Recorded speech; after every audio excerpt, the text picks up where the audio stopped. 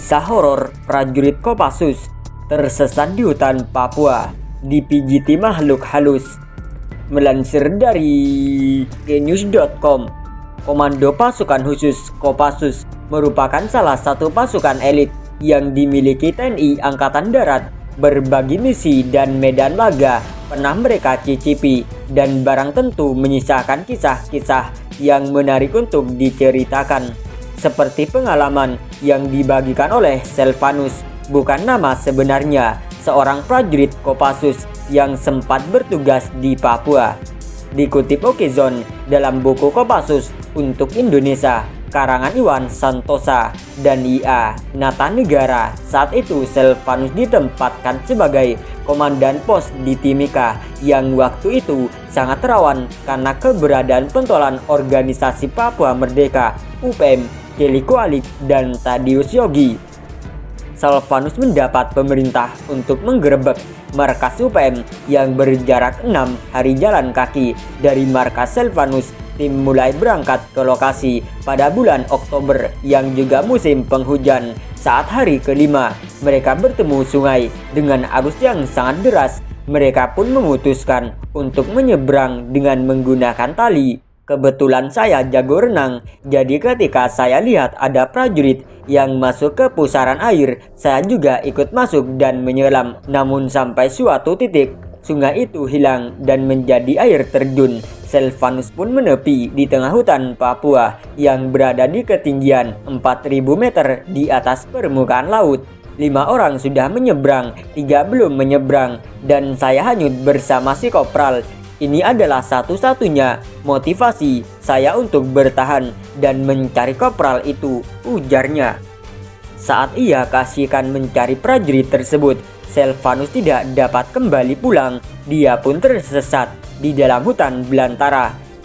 Di kepala saya harus mencari arah ke Timika untuk melapor ke komandan dan melanjutkan mencari anak buah yang hilang, tuturnya.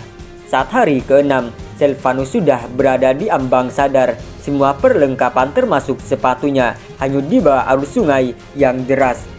Hari ke-6 itu saya sudah melihat alam lain. Saya mulai mengobrol dan berkomunikasi. Mungkin itu hanya halusinasi saja, namun anehnya saya masih terus bisa berjalan, bahkan sampai hari ke-11, dan berhasil menyeberangi sungai dengan lebar 200 meter sebelum tiba di Timika. Namun akhirnya Selvanus yang telah hilang di hutan Papua selama 18 hari berhasil ditemukan oleh warga di Timika dengan selamat.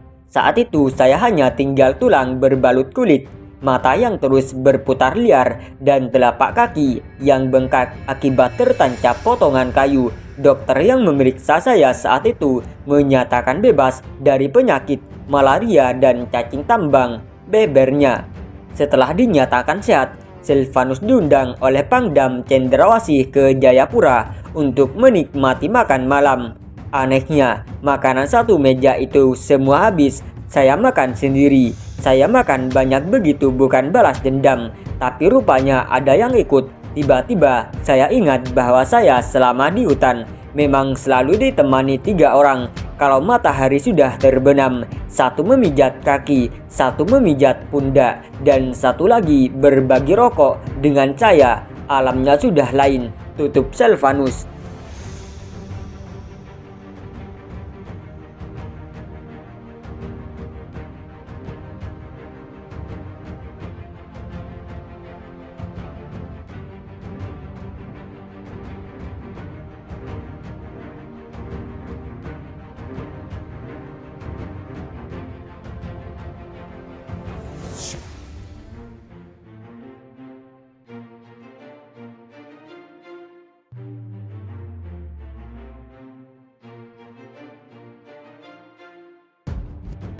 Anggota DPR minta TNI Polri gunakan tangan besi tumpas KKB di Papua.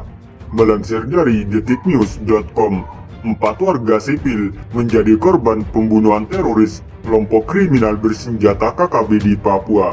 PKB mendesak TNI dan Polri segera menumpas KKB sampai ke akar-akarnya.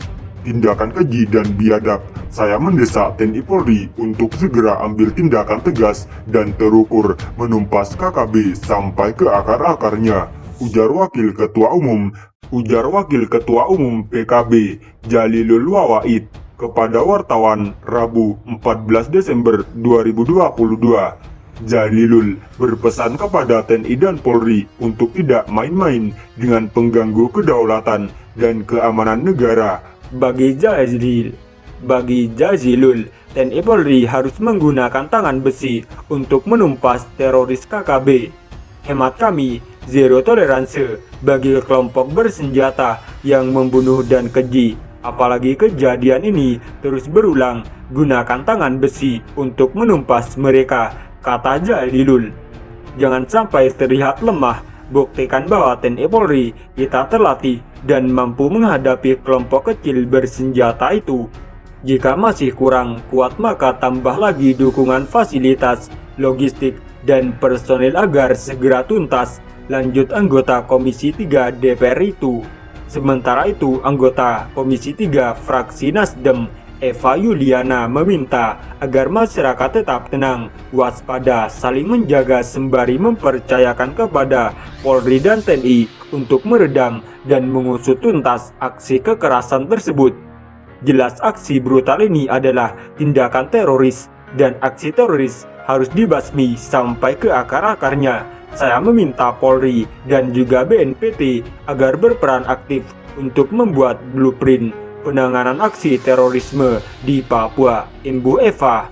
Eva menyebut penangkapan pelaku KKB adalah hal pertama